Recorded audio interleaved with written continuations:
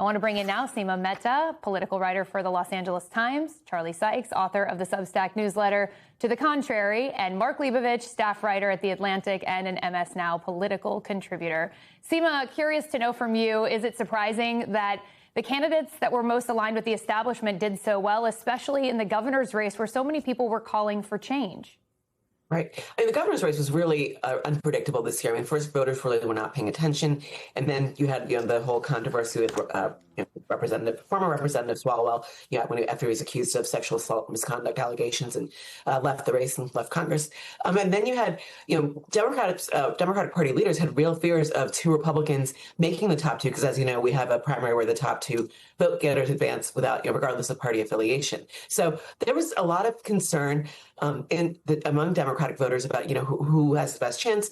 And I mean, if you look at the polling for former Secretary Becerra, I mean, he was mired in the single digits like 2 months ago, and he really shot up. I mean, he's still, our votes are still being counted. It takes a while to count. We have a lot of voters, so it takes a while to count our ballots. But right now, he appears to be in second place, and he and Republican Steve Hilton appear to be on track to move on to the general election, although Tom Steyer is still in the hunt, and he's a couple points behind him. So, but if you look at Becerra, I mean, if you look at Tom Steyer, he supported a single payer health care.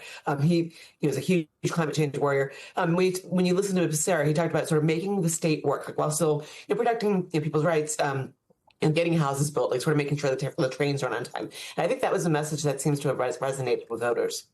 And speaking of voters, I do want to hear from them in just a second. Becerra has called himself the underdog. Charlie, I want to play a little bit of what California voters said as they cast their ballots. For me, I think for our state, we need a big change. We need somebody that's going to really help us get to a better place. Politicians that have been career politicians and just in there for years and years and years, we need change. Anybody can see that. Voters talking there to our Jillian Frankel. So how do you reconcile that with the results that we saw? Well, keep in mind that all these candidates got a minority of the vote. What I think is very clear is that this is a change election, but it's also an election where people understand what the stakes are. And you were characterizing this as a victory for the Democratic establishment. I guess I would at least throw out the question: is there really an establishment? Is there really a Democratic establishment anymore? Is there any party establishment?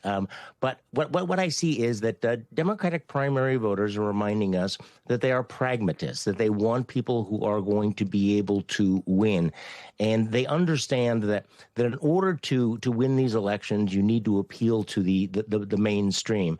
So, while you have some of the more aggressive progressives who are big stars on social media, Democratic primary voters have been reminding us really for the last decade that they do prioritize winning in these general elections. And you're seeing that in California, but also you're seeing it in places like Iowa, which I'm sure we'll talk about.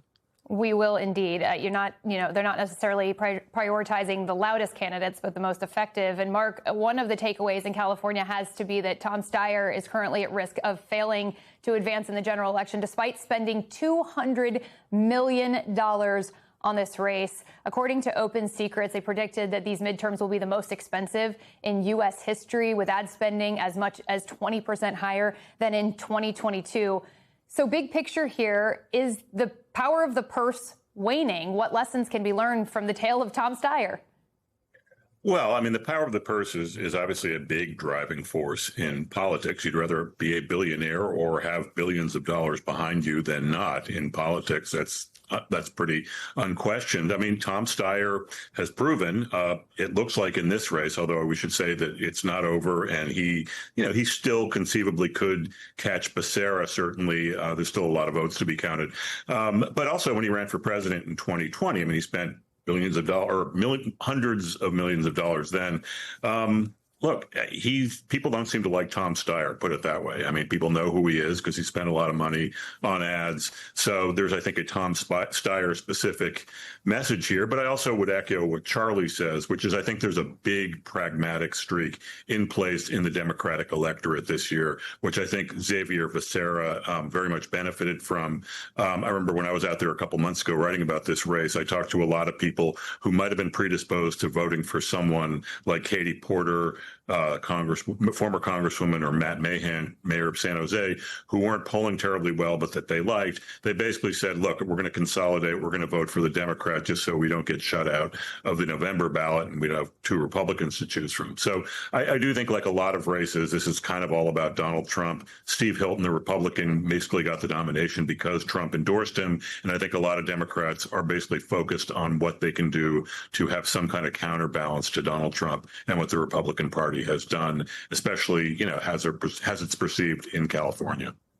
Very interesting dynamics we're seeing play out. Seema, you wrote that Californians are, quote, overwhelmed by high housing costs, steep gas prices, and overall unaffordability that threatens the California dream that once drew millions of people to the state.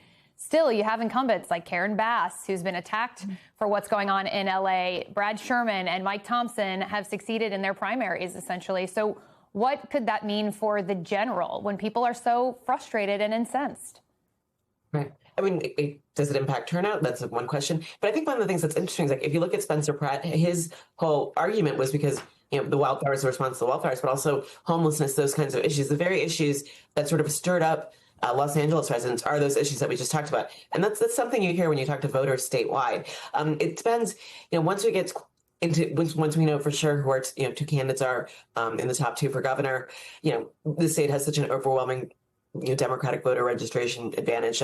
Democrats outnumber Republicans nearly 2-1 in the state, so that creates a more difficult path for Steve Hilton. But also there is a great frustration about many of these issues, that you can't afford to buy a house, that people not being pleased with the quality of their kids' schools, homeless encampments, walking by them every day in the city. So I mean, there is frustration. The question is, how does it impact voters' turnout in the next 6 months? And we will be watching that. And Charlie, I'm going to grant your wish. We're going to talk about Iowa, where Josh Turek was supported by Chuck Schumer. He came out on top. Here's some of what he said on Morning Joe this morning about the Republican he'll face in the general election now, Ashley Hinson. Ashley has a lot to answer for. She has not looked out for Iowans. She just looked out for the billionaires and the large corporations, the donors, the lobbyists, and has been a rubber stamp for the Trump administration. And Iowans are falling behind, and they're ready for change. The Cook Political Report has now shifted the Iowa Senate seat from likely Republican to lean Republican.